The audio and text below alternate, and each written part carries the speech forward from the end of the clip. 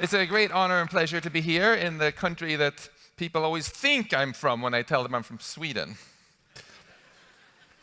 So I'm a pretty cheerful guy, so I'm going to tell you about AI for good, but also about how to make sure it's not for bad.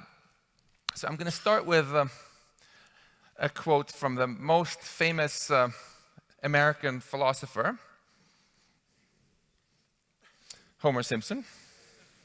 To alcohol, the cause of and solution to all of life's problems. So when he says, cheers to alcohol, the cause of and solution to all of life's problems, what I love about this joke is that if you replace the word alcohol by artificial intelligence, it's still funny, isn't it? Because we're so torn between the exciting part and the scary part. Now, up until now, all the talks I've heard at this conference prior to this evening were about exciting things. So one might wonder, isn't it just great? We just build all this AI stuff and the world is going to get ever happier and ever more wonderful.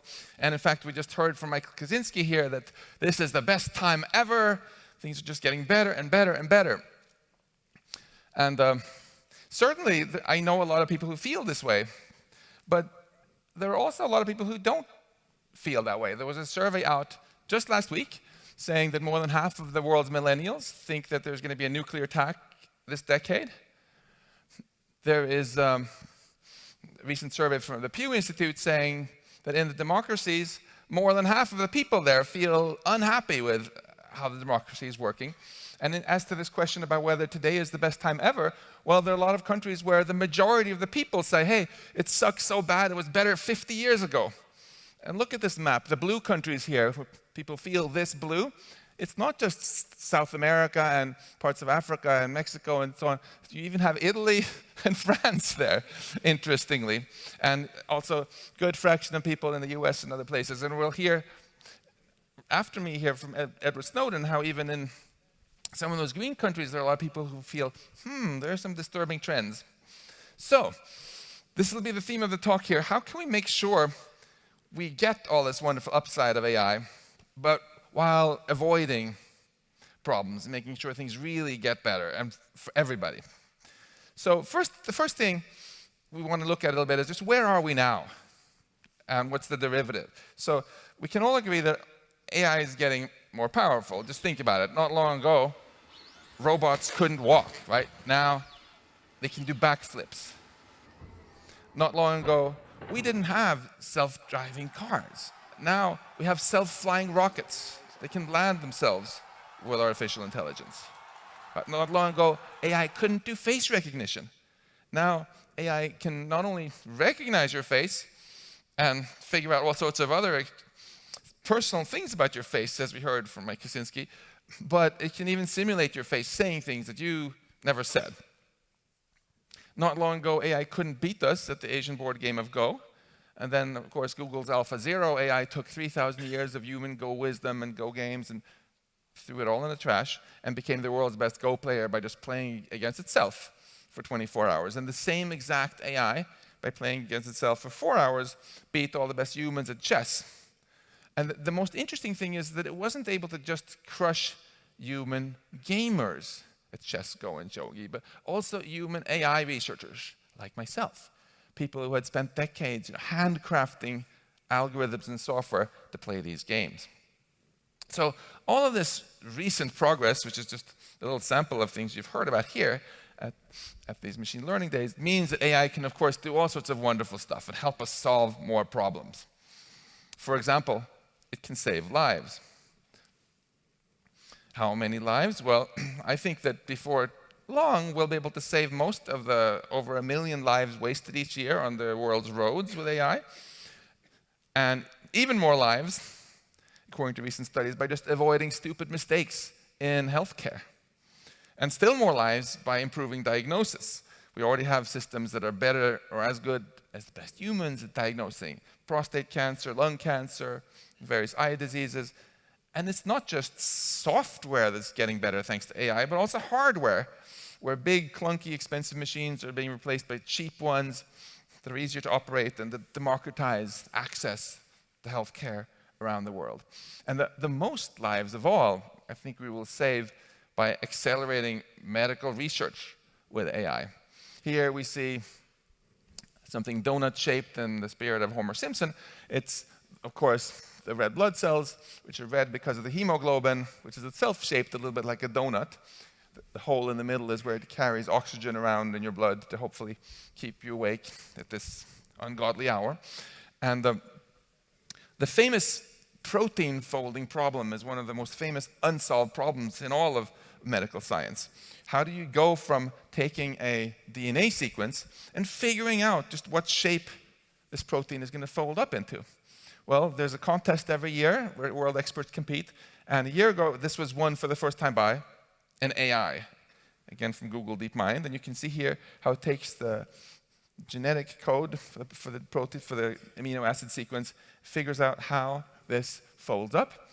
And it's not perfect yet, but you can see in these examples how what it's predicted in blue for the 3D shape really lines up quite well with the expensive and slow measurements from X-ray crystallography. This is just one example of doing medical science with AI, and I'm quite optimistic that this will eventually greatly accelerate drug discovery and drug development.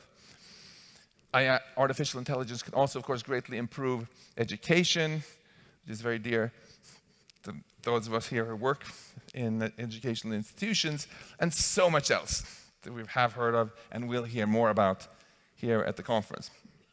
But even though I'm a cheerful and optimistic guy, I'll be the first to, we have to acknowledge that this growing power can, of course, also enable AI to cause problems. We have already heard about Cambridge Analytica here tonight and how AI can be used to manipulate people. It's also a great tool for assassinating people. First, but it was a drone bomb. This assassination attempt on Nicolas Maduro fortunately failed, but the one here in Yemen unfortunately succeeded. And it wasn't long ago that we saw that AI can also destabilize greatly a country's economy, wiping out 50% of Saudi Arabia's oil output. And generally, it empowers anyone who wants to destabilize things anonymously. Some idiot recently was arrested in the US for using a drone to drop a bomb on his ex-girlfriend. And sometimes it's not even malice that leads AI to cause problems. For example, if you want to lose money really fast, Knight Capital has just the system for you. They deployed it to make it quick buck on Wall Street, and it managed to lose about $10 million per minute, and it went on for 44 minutes until someone must have said, "Oh my God, shut that thing off," you know. Not because of malice, but because he just hadn't understood well enough how the system worked. Just as obviously engineers at Boeing hadn't understood well enough how their automated system worked in the 737 MAX. No, and this was even a very simple one. And even when there is malice involved, like if you ever, raise your hand if you ever had a Yahoo account. Well, sorry, you were hacked. How do I know that? Because all 3 billion Yahoo accounts were hacked, right? And if you have a credit card, chances are that was also hacked. It's easy just to blame it on hackers, but the truth of the matter is that the reason that those hacks were successful was also because there were security systems deployed where the users hadn't fully understood how they worked. And AI can help hackers become even better at what they do. Soon, those enticing emails you get from some Nigerian prince offering you a special deal might be replaced by deepfake messages from your friends. At least not in a public address, but someone else would. Someone like Jordan Peele. So what do we do about this then? To get all this fantastic upside of AI, but not the downside. So I have two pieces of advice for us all. The first one is to draw the line. And what do I mean by that exactly? I mean, let's envision the space of everything that we can do with artificial intelligence. And let's draw a clear red line between the things that we consider acceptable and unacceptable uses of it.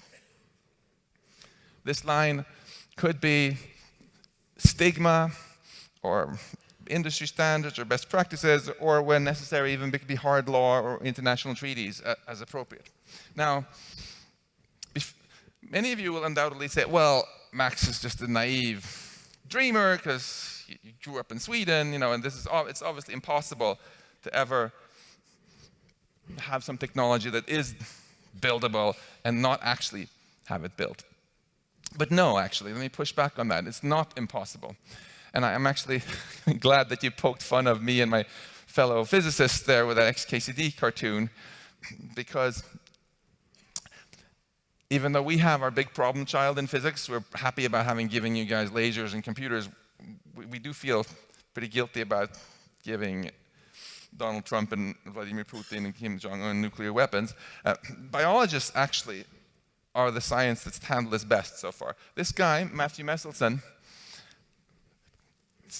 did more than anyone else to get biological weapons banned. He persuaded, ultimately, his old college friend Henry Kissinger, who convinced Richard Nixon, who convinced Brezhnev. That's why you never read today in the newspapers ever about bioterrorism or biowarfare. And moreover, biologists today have been so successful in drawing this line that if you ask one of your friends what they think about biology, what they associate it with, they're probably not going to say bioweapons. They're probably going to say all sorts of good things, like about saving people's lives, right? And if you go up to some people here at the EPFL who are doing a PhD in biology, and you say, hey, let me double your salary after you graduate, I'll come work for my bioweapons company. Guess what? They're not going to be your friends anymore because they think this is disgusting. And this is a fantastic success to biology. It didn't have to be that way, but it turned out it was possible. And this is really inspiring for all the other sciences. So biologists didn't just rest on their laurels after they banned bioweapons, but they also met in Asilomar, California in 1975, not waiting for politicians to tell them where to draw the line, but having the world's experts who really knew this stuff to discuss where they wanted the line drawn.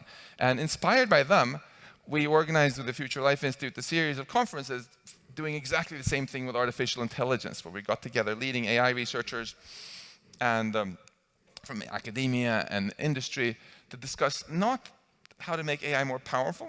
There are plenty of good conferences for that, like this one, but rather where to draw that line.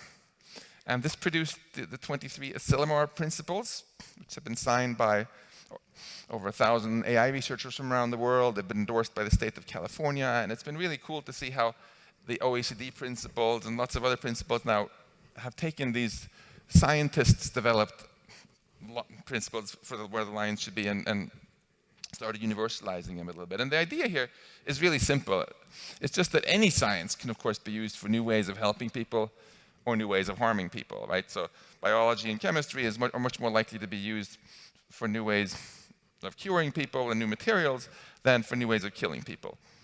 And AI researchers, by and large, want AI to be remembered as a source of new solutions and so on, not as a new way of anonymously murdering people. And when I talk about lethal autonomous weapons, what does that mean? Well, lethal means it's a weapon aimed at killing people. Okay, so for example, something which just destroys some military hardware or even a tank is not considered a lethal autonomous weapon. It's specifically a weapon against humans. Autonomous means that the machine itself decides who lives and who dies, that there's no human in the loop. So if things like that remain legal, then there's no particular reason to think they can't soon be about as cheap and as small as a smartphone. So you can imagine someone with an axe to grind just programs in some GPS coordinate and some faces of people they don't like, and they just sort of fly off and do their thing, and they self-destruct at the end, so nobody can even really trace them. And this is not the reason any of my students went into artificial intelligence, because they were hoping to enable this, and they're not alone. There are a very large number of companies that have signed this pledge that they're not going to build these, including Google DeepMind. A lot of big companies have said, we're not building it. If you don't want to build it either, you can point your phone to that QR code and take this pledge yourself, rather than waiting for politicians. There are also a lot of countries, most countries on Earth here, have said that they want some kind of limitations on things like this. Basically all the countries except a very small number marked in red here. And it was the same with the landmine ban and a lot of other bans that have been very successful eventually after the stigma got large enough. Those other countries are like, okay, that's fine. So this basic principle to draw a line applies to all sorts of different examples. And I encourage you all to think in your own area of domain where you are the expert on artificial intelligence, where would you like the line to be? Think a lot about that, discuss it with your friends, and ultimately try to do what you can to make sure that leaders, politicians, and others find out about it, so that it becomes those of you who know about this, where the line should go, who really have the influence. It's very necessary for you to do this, just like it was for the biologists to work hard, because it does not happen automatically. It's hard enough to get people to pay attention to artificial intelligence in the first place. This is a news coverage just for the last couple of weeks where we couldn't even compete with Meghan Markle in the US media, the number of articles written about the whole field of artificial intelligence, right? Not to mention risks with it, like lethal autonomous weapons. Even the guy who prevented World War III is hopelessly unable to compete for attention, with Megxit. So why is that? Why do we talk so little about this? I think it's because of the following. I think I love technology, and I'm really optimistic that we can have an inspiring high-tech future with very advanced technology, as long as we win what I like to call the wisdom race. The race between the growing power of the technology and the growing wisdom with which we manage this technology. All right, but the catch is, and this is why I think there's so little attention paid to this, that we're so stuck in this old strategy that we can win the wisdom race by just learning from mistakes. Think about it. First we invented fire, then we invented the fire extinguisher. First we invented the car, and then after a lot of accidents, we invented the seatbelt, the airbag, the traffic light, the laws against driving too fast. And these successes have really lulled us into a false sense of security, thinking, well, we can always just learn from mistakes. Let's talk about things only when bad stuff happens. But obviously, the power of science and technology keeps growing. And at some point, the power crosses a threshold where learning from mistakes goes from being a good idea to being a really bad idea. Like if we accidentally have a nuclear war between the US and Russia in half an hour's time because of some computer error, we wouldn't just thousands of mushroom clouds later be like, oopsie daisy, we messed up a little bit there. Let's just learn from that mistake, and get it right the next time. No, it's much better if the tech is powerful enough to be proactive rather than reactive and get it right the first time, because it might be the only time we have. And this is exactly the strategy I think we want to take if we ever start getting really powerful AI that approaches human levels. Now, I see several of you nodding here as if you think this is sort of obvious, but it's funny because sometimes when I say this, people go like, shh, don't talk like that, Max. That's Luddite scaremongering. But it's not scaremongering. It's just what we at MIT call safety engineering, right? Think about it. Like before NASA launched people to the moon, they systematically thought through everything that could go wrong if you put them on top of explosive fuel tanks and sent them somewhere where no one could help them, right? There was a lot that could go wrong. Was that scaremongering? No, of course not. That was just the safety engineering that ensured the success of the mission. And that's the same level-headed safety engineering strategy we should take whenever we put AI systems in charge of people, of infrastructure or people's lives more generally. And that's going to get ever more important the more powerful AI gets. So how powerful is it going to get? Well, this is how I like to think about this question, in terms of this abstract landscape of tasks, where the elevation represents how difficult it is for AI to do each task at human level, and the sea level represents what AI can do today. The sea level is obviously rising, so one no-brainer to take away from this is to especially for those of you who are students, be careful with careers right at the waterfront. Be disrupted first. But a much bigger question is, how high will the water end up rising, right? Will it eventually flood all land, eclipsing human ability at all tasks? This is the definition of artificial general intelligence, AGI. All right? And by this definition, people who say, there'll always be jobs that humans can do better than machines, are simply saying there will never be AGI.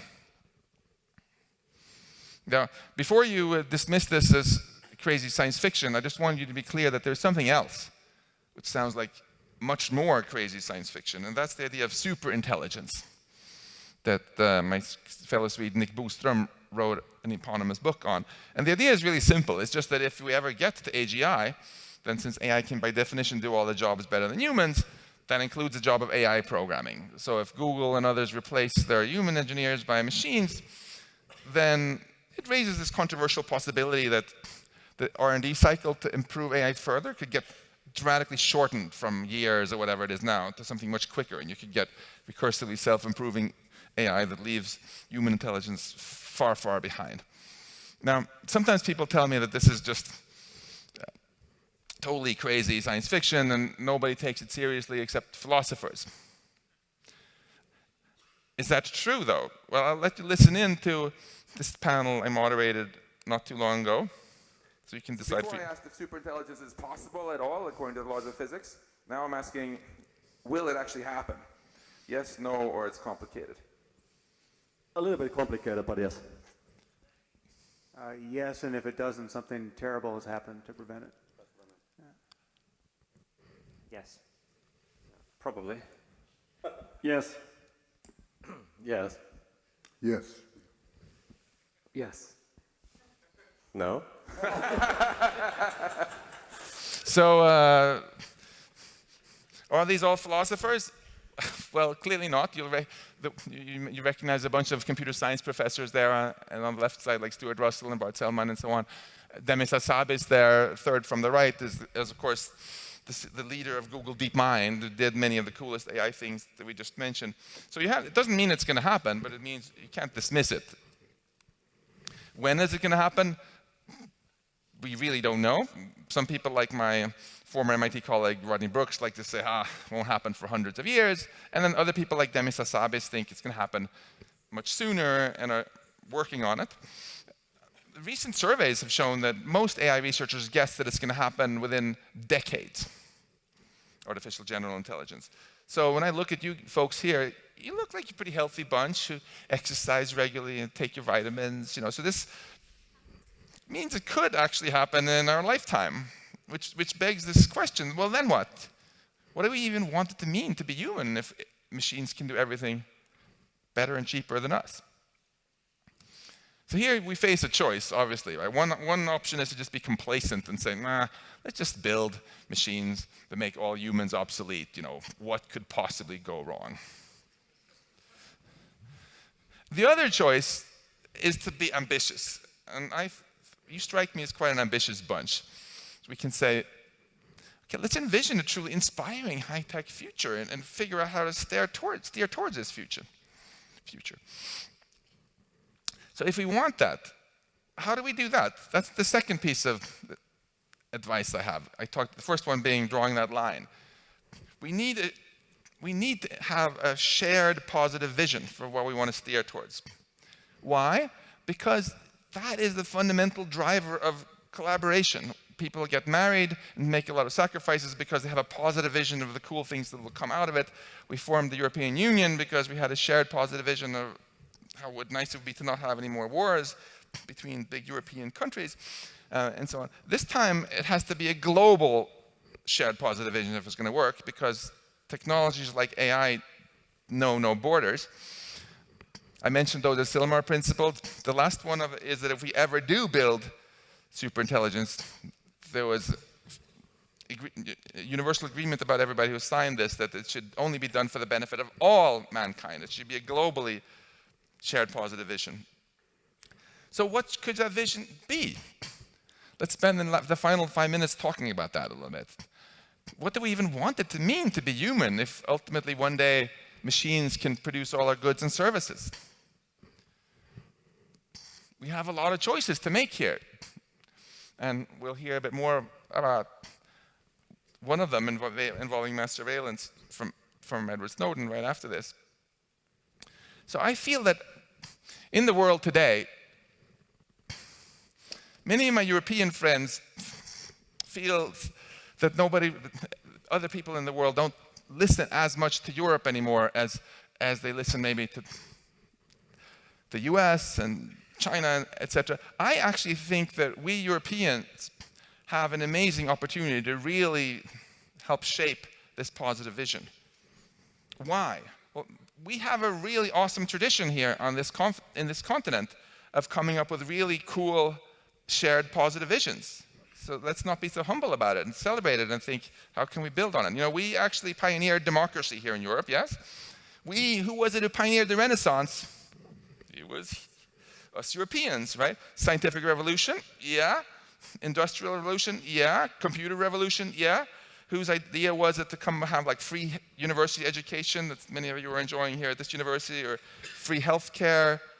Europe. Whose idea was it to take a whole continent and get peace there by making the countries more interdependent? Europe. So we have I would argue, actually the strongest tradition in the world right now, up until now, of actually formulating policy that makes technology work to make everybody better off. We also have still an economy about the same size as the US, bigger than China's. We have more people than the US, better educated. So a lot of stuff going for us here in Europe. But many people like to say that, well, you know, we've dropped from our first place in AI. Maybe now, in terms of at least the business side of it, we're third. We have started becoming more fragmented. A lot of people say that we in Europe are very bad at standing up for our own interests. And don't take my word for it. No, this is a recent Wall Street Journal article saying that the European Union is really punching below its weight in world affairs.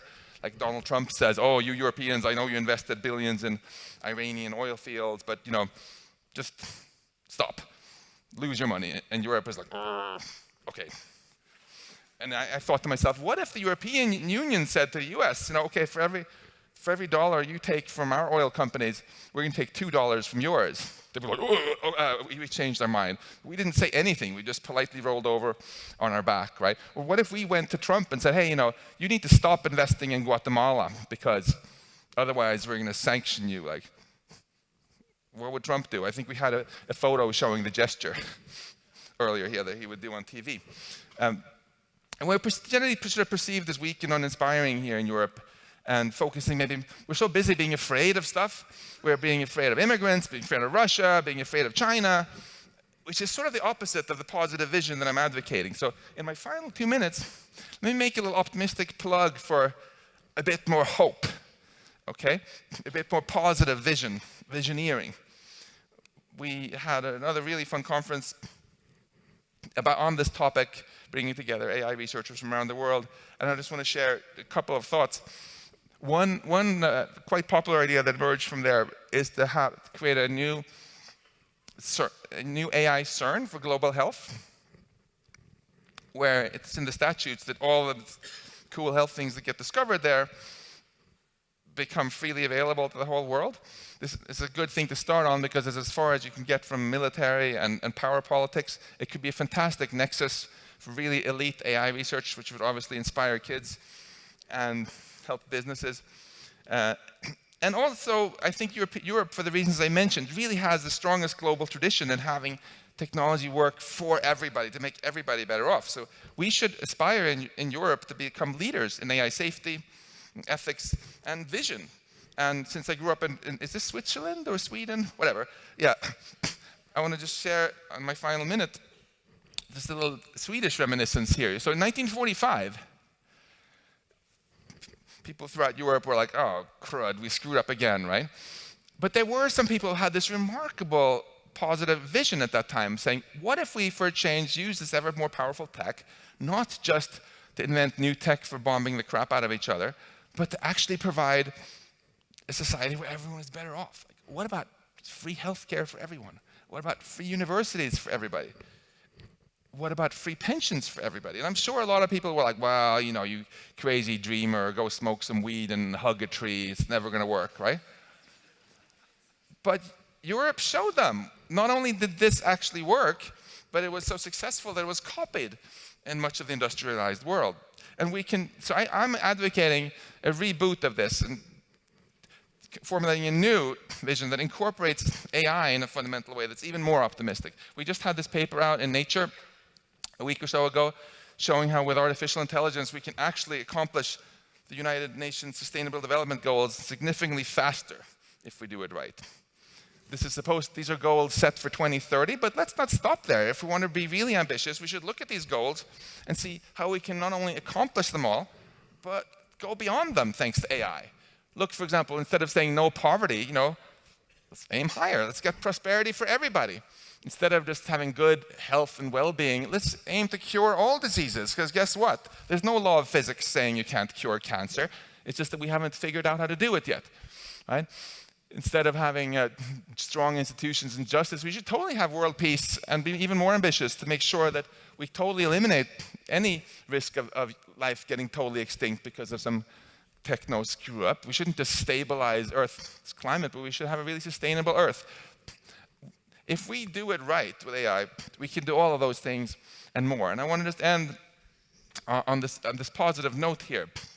You know, we have to have a focus on a positive vision for how awesome this technology can be for us if we actually do it right. That's the only way we're going to motivate people to draw lines and sacrifice a few things. If we can all get around the world realize just how awesome this can be, how everybody can be dramatically more prosperous and affluent and healthy and have freedom to do all sorts of amazing things and help life flourish like never before. And not just for the next election cycle, but for billions of years. Why not? And not just on this planet, but maybe even throughout much of our amazing universe. Because everything cool that you like about civilization so far, we built with human intelligence. If we can amplify that intelligence with almost unlimited, in the future, artificial intelligence, there's really no limit to what we can do other than our own imagination. Thank you.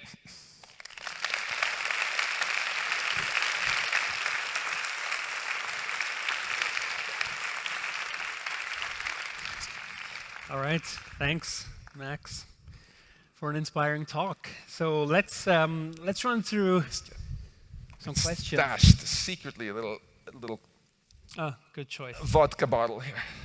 I thought you had already prepared the answers. I prepared some questions because I wanted to come prepared. So I'm not watching cat videos here. When's that AI CERN for global health going to start? I'm eager to participate. We actually just funded a little feasibility study. So anyone who thinks this is a cool idea, email me, tegmark@mit.edu, and let's talk. Good. I think this is something that could be... All right, so I'm interested. Let's talk. Wonderful. Good. You mentioned Arkhipov. And I don't know how many people here recognize the name. It was the yellow line. What was the rest? Megan, someone. Can you explain to us who that is? Because it's somewhat important. Yeah, Vasily Arkhipov is obviously not as famous or known as Meghan Markle, but I would argue that he has made a more positive contribution to humanity than any other human who's ever lived. That's a tall order.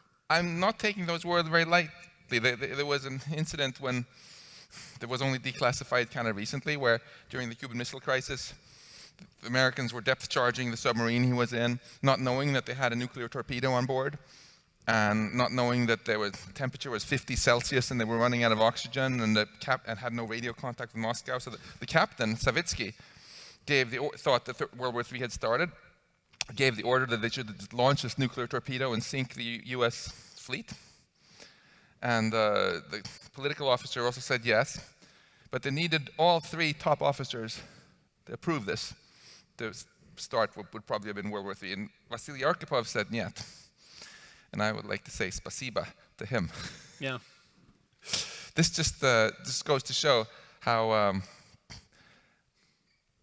short-sighted our news coverage often is, and how in all the noise that's out there, we often don't pay sufficient attention to these amazing, to these really very central things about relating to our entire survival. Yeah.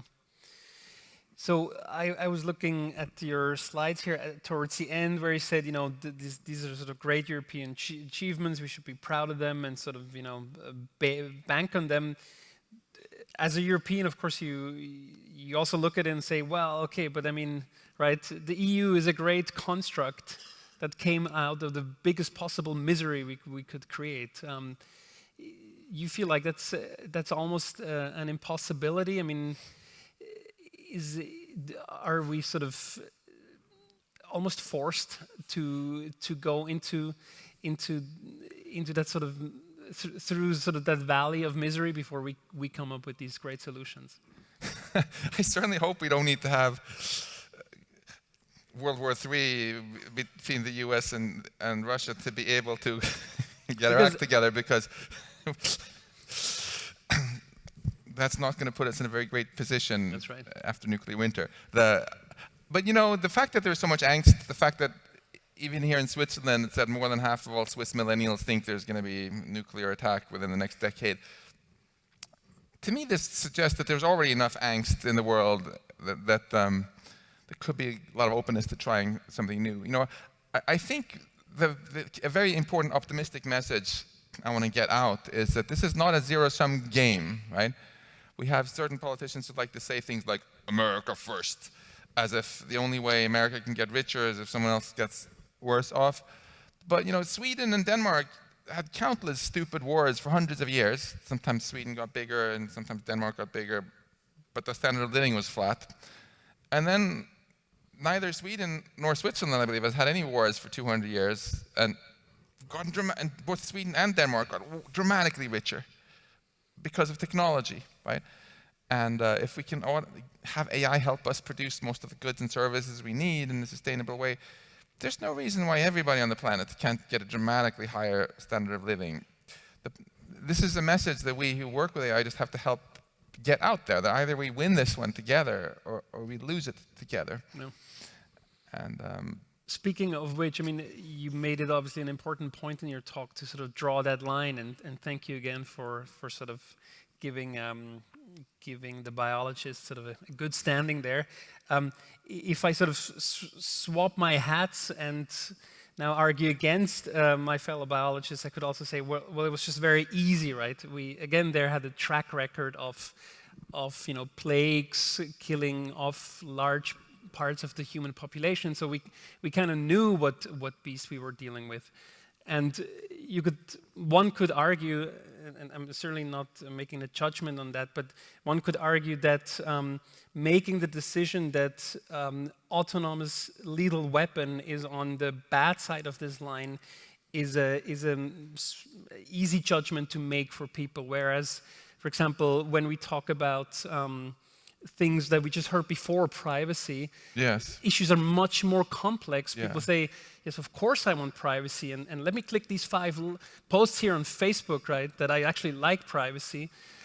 Yes. The subject matter, right, is much more complex. Do you think it's easy for us humans to really come up with a good line, given that the landscape is probably so complicated in technology? Great questions. Let me say 2 things. First of all, it wasn't actually easy for the biologist. Matthew Messelson worked incredibly hard for this. We actually tracked him down and gave him an award last year because almost no one has heard of him.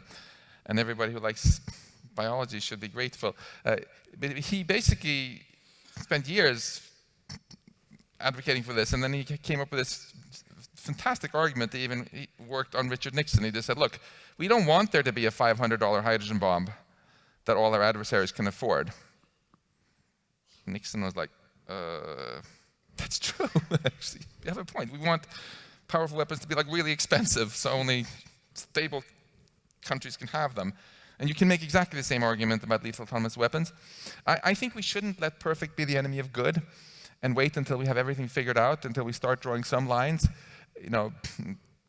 just because there are some issues about what the drinking age should be doesn't mean you should be totally against pedophilia, right? So you do the easy ones first. I mentioned lethal autonomous weapons here because I feel that is both very urgent and such a no-brainer. And look, if we can't even get in agreement that we shouldn't have legal iPhone-priced machines that can let anyone assassinate anyone anonymously, like, who are we kidding that we're ever going to draw any line with AI? We're just screwed, right? So I say let's start with these things. And once there is at least an acceptance around the world that, yeah, there is a line that exists, then a lot more people will start discussing, well, what goes here, what goes there. And I think even like in this room, there's just so much talent and know-how where people know in their own field where they think the lines should be. Yeah. So, I mean, sort of along that line, you also made the point, right? So we can look at this from a negative perspective, and can look at it from a positive perspective. And for example, I mean, we, by random chance, are always right after the WEF, so always before we sort of get the chance to hear sort of the latest videos of people speaking at the WEF, and one could not, of course, avoid Yuval Harari again. And when you listen to his talk, and I know you admire him as well, there's a lot of pessimism actually now there, right? So he speaks of a useless class, he speaks of this danger of total tyranny, of humans becoming completely irrelevant, data colonies, Europe is essentially going to be a data colony. And then sort of towards the end, in the last 10%, is like, but we've done well before. And just look at history. So how do you view that level of debate? I mean, can we take the stance that, okay, fine, right, we have been doing well before, we've managed to sort of deal with these crises and it'll be fine, no discussions, or does it require that kind of public discourse? So let me first take it down even more in terms of your mood and then see if we can bring it up again. So no, I don't think the fact that it's always worked out in the past is any kind of great guarantee for the future. It's really different this time. The Industrial Revolution, we built machines that could outperform our muscles. So we fixed that by educating ourselves and working with our brains. But now if we build machines, ultimately, decades from now, that can outperform our brains, there's nowhere to go. So that's the bad news.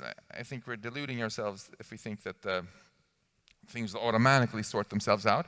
But the good news is, I really think we could just let go on this idea that we can't have a happy, flourishing humanity without being able to compete with machines for jobs. Why do we want jobs? For income, purpose, and friends, right? And all three of those, if we can provide them in some other way, can enable us to have a wonderful life. I'm sure if you personally just got basic income and you could do whatever you want with your time, would not feel that your life collapsed into meaninglessness. You have all these ideas and things that give you purpose and friendship and so on. I think we as a society, for the income part, we just need to make sure we collect enough tax money to our governments that we can still make sure that everybody gets better off and has their needs met. Things are currently going in the wrong direction there in terms of income inequality in many Western countries, but it's totally solvable if there's a will. And then for the other two, I think we just need to be a bit more creative about it. I'm personally not the fan of UBI, but just giving people money, and then saying at the same time, but we can't afford hiring more nurses and teachers. I think that's silly. There's a lot of wonderful positive psychology research that's identifying which sort of jobs people really love having. And I think if our government just decides to continue having certain jobs, the childcare, elder care, hospitals, teaching, performed by humans, even if maybe some machines can do it cheaper, then there's no reason why we can't also flourish, in the entire Maslow needs pyramid, not just materially. But it has to start with a positive vision of what this is going to be like. Yeah. The more we know what we want for our future society, the more likely it is we get there. Yeah. But isn't there a value? I mean, when sort of in bringing this positive vision to, also to an audience like this, I mean, often the questions that we get is, Yeah, okay, but first all the truck drivers are going to lose their jobs, right? And they're going to start a riot. So, you know, sure, I mean, in the long run, and maybe that's a physics perspective, right? In the long run, we should have that vision, but you see the path there straightforward, or as going through some valleys and how to actually cross them? I mean, if people, when they go vote, have a clear idea of what they want, there doesn't have to be any valley at all, you know. I don't know about this exactly in Switzerland right now, but in Sweden, we're always reading on the news that you have to fire a bunch of doctors, even from hospitals, which get their money ultimately from the government, right? Because they can't afford doctors and nurses. Like, that's just total BS. It's just a matter of priorities, right? What you spend it on. In the U.S., we spend about $2 billion per day on the military. So you can make a very modest cut, actually, in the U.S. military budget, and then hire a lot more nurses and all sorts of other jobs. Maybe not all truck drivers want to be nurses, but there could be a lot of other cool things that you can let people spend time on if they want. It's absolutely not unsolvable. It's just that right now, I feel there isn't a sort of clear vision that people really focus on, and there isn't much discussion. The last election in the U.S. between Trump and Clinton, watched all the debates. Do you know how many times they even mentioned AI? Zero. Yeah. And another problem is, you know, I often get students coming into my office at MIT asking for career advice, and I always ask them, you know, where do you want to be in the future? And if all she can say is, oh, maybe I'll have cancer, maybe I'll get run over by a truck, you know, it's a ridiculous approach to career planning, right? I want her to come in, fire in her eyes, and be like, this is where I want to be in the future. And then we can talk about strategies for avoiding pitfalls to actually get there. But we need to do that as a species too, and we think about what we actually do. It's the exact opposite. Whenever we go to the movies and watch sci-fi about the future, it's always some kind of dystopia. Blade Runner, Terminator, you name it. And it's absurd. And when we look at the news we look at political campaigns, it's almost all about negative stuff to be avoided also, rather than something truly positive and inspiring. Which is why, sure enough, we're getting more divided rather than more into collaborating.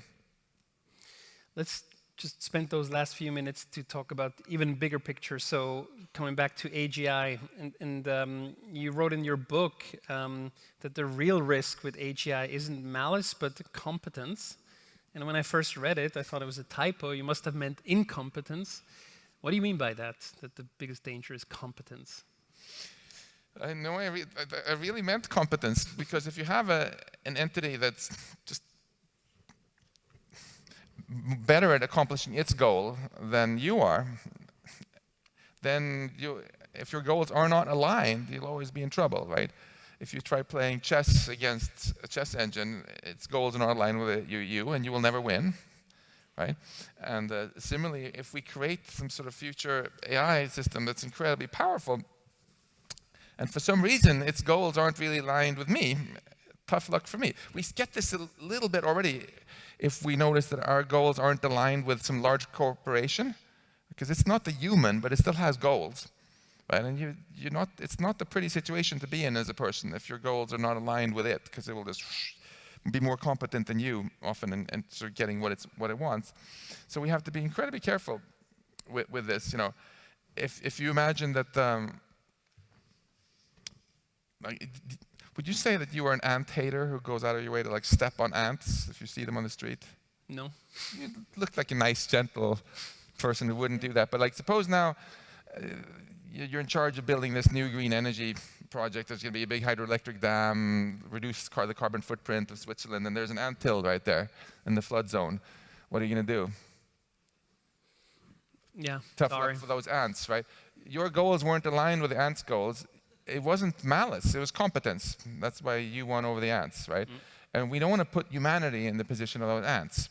That's why one of the most important open technical problems with AI systems is to help make sure that we can figure out how to build them to understand our goals and adopt our goals and retain them as they get smarter, so that they actually work with us rather than against us. But do you think there's actually a possibility of that happening? I mean, let's just assume that the ants had been the smart ones in sort of creating us. And do you think there is a path where I and you, with our intelligence, would eventually say, this is not what the ants want? Is that a possibility?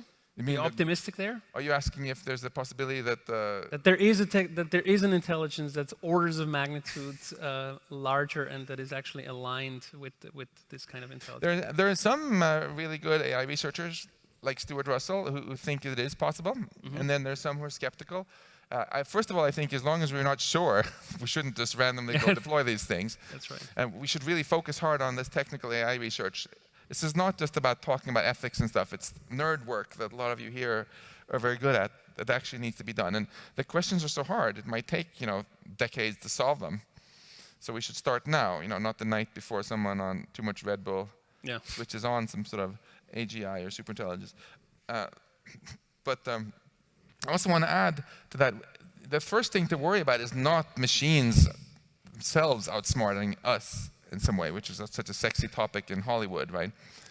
The much more near term to worry about is just each of you, a little piece of homework, you just for a moment think of your least favorite leader on the planet, okay? Don't tell anyone else who it is, but I want you to just visualize that person's face for just a moment. And then imagine that they become the first to have access to some really, really powerful, some AI that's so powerful that they can take control over the world and impose their will on you. How do you feel? So this is already a reason to be a little cautious. Yeah. So, and then one step even further, you have this whole chapter in your book about consciousness and AI. Can you just give us a sort of potted summary on that? Because I think it's quite worthwhile. Now we're getting to the really easy questions. So first of all, different people mean all sorts of different things with consciousness. When I say consciousness, I mean subjective experience. I'm experiencing colors and sounds and emotions right now. Does a self-driving car experience anything?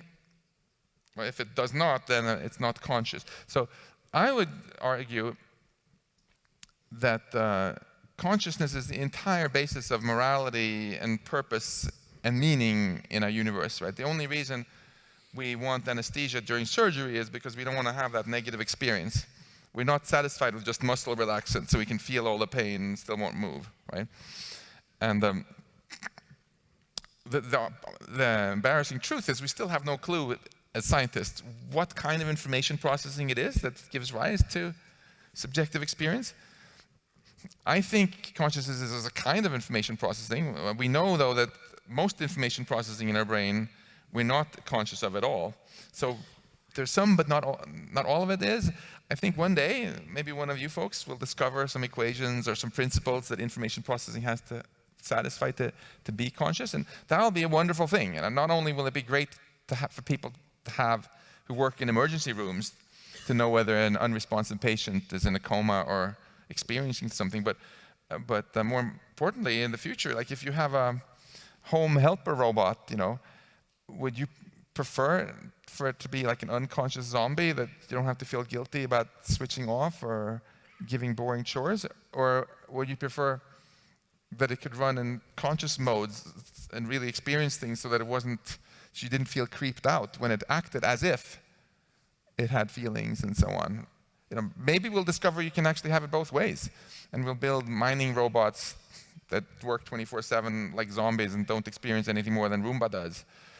And then we could also have some elder care robots who can actually experience things. But step one is we have to stop dismissing this as BS and actually do the science to figure out what it is. Because my ultimate nightmare would be that one day in the distant future, we were so excited, we built these fantastic child robots that go off and do all sorts of cool things in our universe, and we think, our legacy continues. And then it turns out they're just unconscious zombies not experiencing anything. And our whole universe has sort of just gone back to sleep. Yeah, the lights are off. Good. Well, we could be talking for a long time, but we have a call from Moscow, and I would like to take it. But can I just end on a positive note, since that was kind of a downer, that last one? No. I just want to say that I think even though people tend to talk much more about the risks of AI than about the upsides, it's important to remember that the upsides are just unfathomably enormous. right? So every way in which Switzerland 2020 is better than Switzerland 3,000 years ago is because of technology. And if we can use artificial intelligence to help accelerate bringing about all sorts of other wonderful technology that we like to have for life to flourish better, it's going to be the best thing ever to happen to humanity, as long as we do this wisely. So we shouldn't focus on things like AI safety and ethics just to avoid problems. We should focus on it because it's the most inspiring thing we could aspire to as humans, to help life really flourish. Even more, yeah. Well, definitely, I think this is a very receptive audience, and we'll make sure to carry that message out into the grander world outside of our bubble here on campus. But thanks so much for coming and for being here and being the optimist that you are. Thank you. Thank you so much. Merci beaucoup. Danke.